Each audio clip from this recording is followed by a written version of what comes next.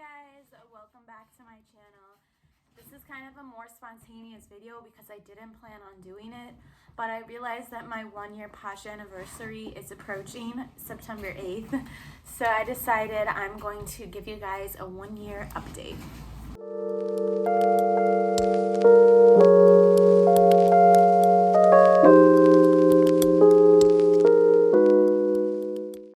So the first couple months after I started Posh, I did a couple update videos. I did like a November update, like a 2-month update, and I also did one in the beginning of starting Poshmark where I just kind of stated everything I know about Posh so far and how it works. Link those videos below if you guys want to see them. Disclaimer, I don't sell on Posh exclusively. I also sell on Mercari, Depop, pretty much anywhere else I can sell, and so I might mention those other platforms throughout this video.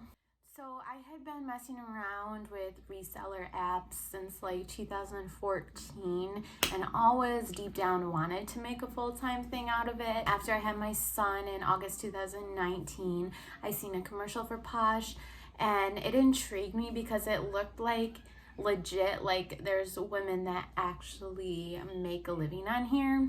So when I started Posh, I had kind of like a new hope and a newfound motivation for reselling. So I joined on September 8th. I made my first sale probably within like the first 10 days. And I have to check real quick what my yearly sales are, And this is not including money spent on inventory, but I will actually get to that in a minute. So I have made under $500 my first year on Posh alone.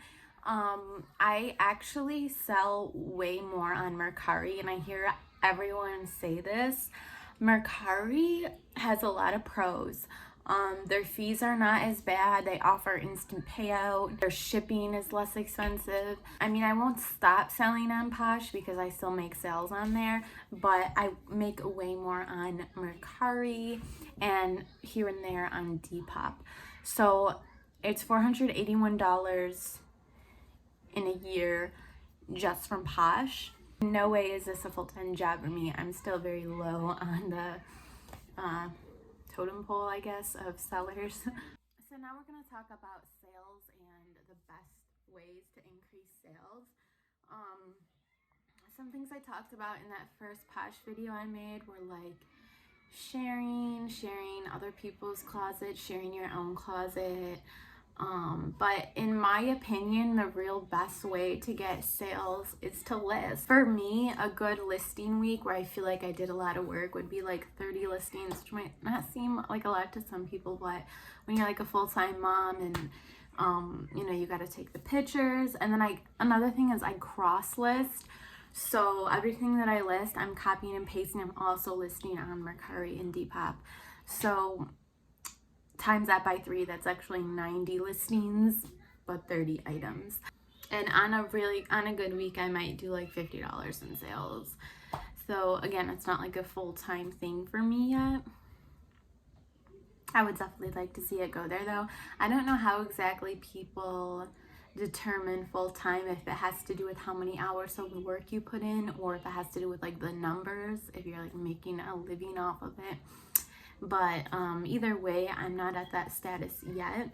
So yeah, I feel, of course it has to do with what you're selling, if it's hot right now, if it's in demand. But in general, the more you list, the more likely you are to sell something. I also know Posh does closet clear out, which I think is on Sundays, and I don't know if I think it is discount shipping on Posh. So that discount is on them and you're more likely to make sales that way. I've had some Sundays where I make multiple sales in one day because of closet clear out. I take it. The payout situation with Posh is it's not bad. You don't have to pay a fee. You can transfer the money to your bank at any time, no matter how small of an amount it is. Pretty sure. and there's no fee. It just goes into your account usually like the next day.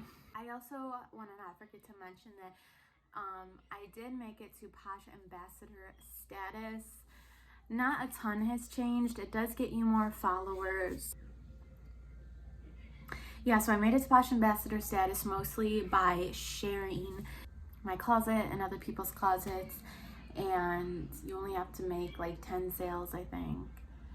But you have to get like up to a certain amount of listings. There's a whole bunch of different criteria to check off the list to get to that spot, but it's very doable, and I did it, and not a ton changes, but I mean, it's good to have under your belt. You also then get the opportunity to do Posh campaigns, which is like posting on Facebook, and then you'll get a little $5 coupon from Posh, which I've done a few times, so that's cool.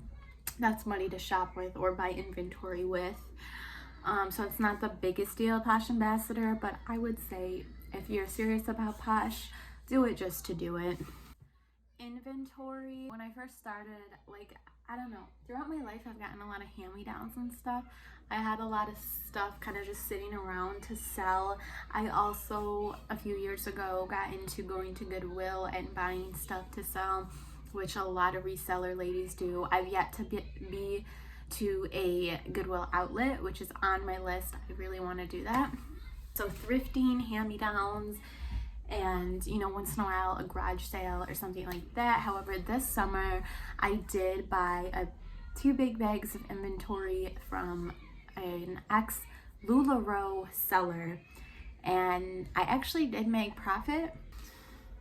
I paid not a lot at all. They gave me an amazing deal, and then I sold them for pretty cheap too, and I was still able to make a profit.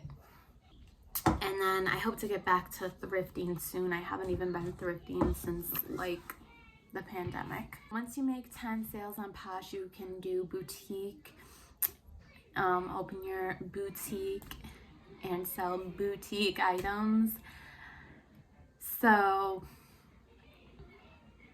I thought that was cool. I really wanted to do it, have my own online boutique. Eventually I did.